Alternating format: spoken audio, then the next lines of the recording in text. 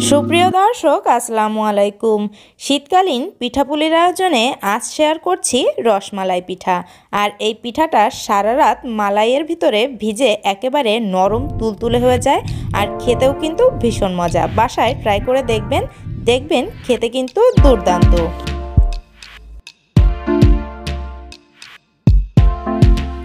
সুজির রসমালাই পিঠা তৈরি করার জন্য চুলায় আমি একটি ফ্রাই প্যান বসিয়ে দিয়েছি আর এখন এখানে দিয়ে দিচ্ছি 1 চা চামচ পরিমাণে ঘি। এরপরে এখানে দিয়ে দিচ্ছি হাফ কাপ পরিমাণে সুজি আর সুজিটাকে দিয়ে এবার ঘিয়ের সাথে নেড়েচেড়ে একটুখানি ভেজে নিতে হবে। আর এখানে চেষ্টা করবেন ঘি দিয়ে ভেজে নেওয়ার জন্য, এতে করে পিঠার স্বাদটা খুব ভালো হয়। আর এখন চুলার আঁচটা আছে লোয়ের থেকে হালকা একটু বাড়ানো, খুব বেশি আছে কিন্তু সুজিটা ভাজা যাবে না। সুজিটাকে আমি 2 মিনিট মতো ভেজে নিয়েছি। এখন এখানে দিয়ে দিচ্ছি 2 টেবিল চামচ পরিমাণে চিনি আর চিনিটাকে দিয়ে নেড়েচেড়ে মিশিয়ে নিচ্ছি। চিনিটাকে মিশিয়ে নিয়েছি। এবারে এখানে লিকুইড দুধ দিয়ে দিচ্ছি 1 কাপ পরিমাণে। এখানে মেজারমেন্টটা হচ্ছে আপনি যে পরিমাণে সুজি নেবেন তার দ্বিগুণ দুধ দিতে হবে। দেখুন দুধটাকে আমি অল্প অল্প করে দিচ্ছি আর নেড়েচেড়ে মিশিয়ে নিচ্ছি। অনবরত নাড়তে থাকতে হবে যাতে করে সুজিটা কোনোভাবেই দলা না পেকে যায়। সুজিটাকে অনবরত নেড়েচেড়ে রান্না করে নিয়েছি। দেখুন সুজিটা এরকম নরম থাকতেই কিন্তু চুলা থেকে নামিয়ে নিতে হবে। এর থেকে বেশি শক্ত করে কিন্তু সুজিটাকে চুলা থেকে নামানো যাবে না। এবারে আমি সুজিটাকে চুলা থেকে নামিয়ে নিচ্ছি। সুজিটাকে প্যান থেকে একটা বাটিতে নামিয়ে নিয়েছি আর কিছুটা ঠান্ডা করে নিয়েছি। এখন এখানে দিয়ে দিচ্ছি হাফ চা চামচ পরিমাণে বেকিং পাউডার। এখন এই সুজিটাকে খুব ভালোভাবে হাত দিয়ে স্মুথ করে মেখে নিতে হবে। সুজিটাকে খুব ভালোভাবে স্মুথ করে মেখে নিয়েছি। এখন পিঠাগুলো তৈরি করব।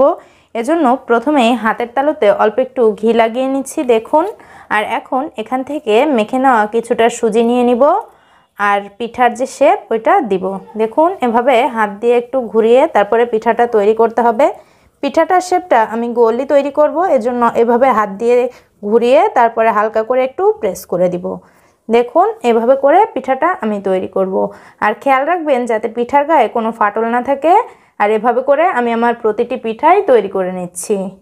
সবগুলো পিঠা তৈরি করে নিয়েছি। এবারে চলে যাব পিঠার জন্য মালাই তৈরি করতে আর পিঠাগুলোকে ভেজে নেওয়ার জন্য।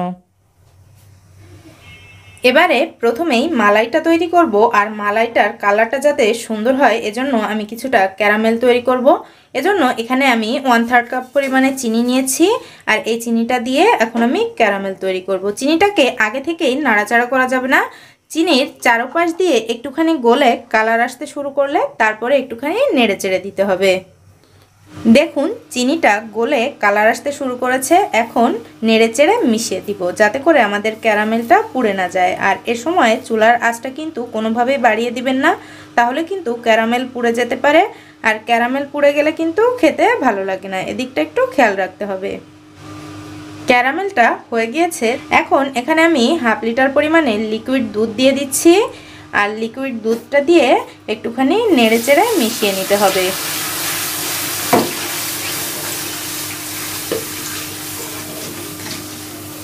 দেখুন লিকুইড দুধটা দেওয়ার পরে ক্যারামেলটা কিন্তু জমে গিয়েছে। এই ক্যারামেলটা দুধটা একটুখানি গরম হলেই গলে যাবে, এটা নিয়ে কোনো ভয়ের কোনো কারণ নেই। একটুখানি দুধটা জাল হলেই কিন্তু ক্যারামেলটা গলে যাবে।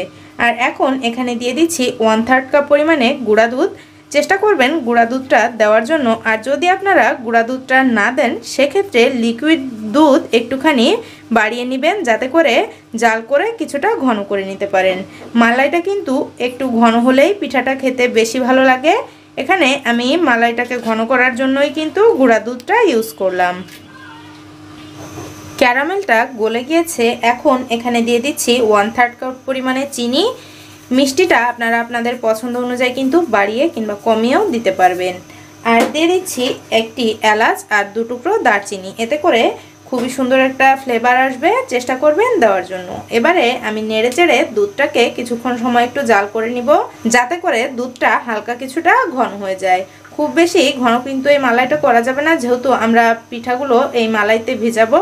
এজন্য হালকা একটু ঘন করে নিলেই হবে। দুধটাকে জাল করে ঘন করে নিয়েছি। দেখুন আমাদের মালাইটা কিন্তু রেডি হয়ে গিয়েছে।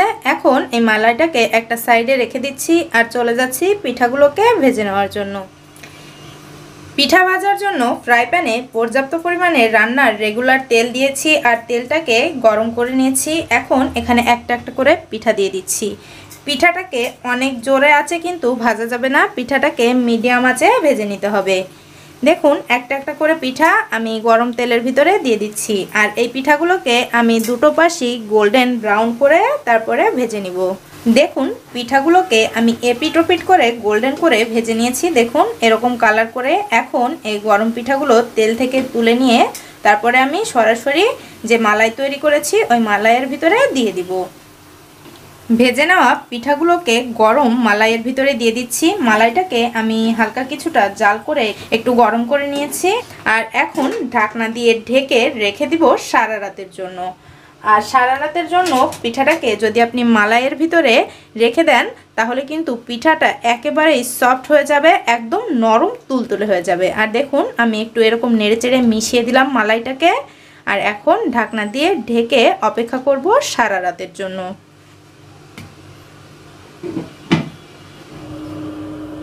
পিঠাগুলোকে সারা রাত ভিজিয়ে রাখার পরে দেখুন পিঠাগুলো কতটা ফুলে গিয়েছে, একবারে ডবল হয়ে গিয়েছে আর পিঠাগুলো কিন্তু একেবারে নরম তুলতুলে হয়ে গিয়েছে। এখন আমি পিঠার উপর দিয়ে কিছুটা কাঠবাদাম আর কাজু বাদাম কুচি দিয়ে দিচ্ছি।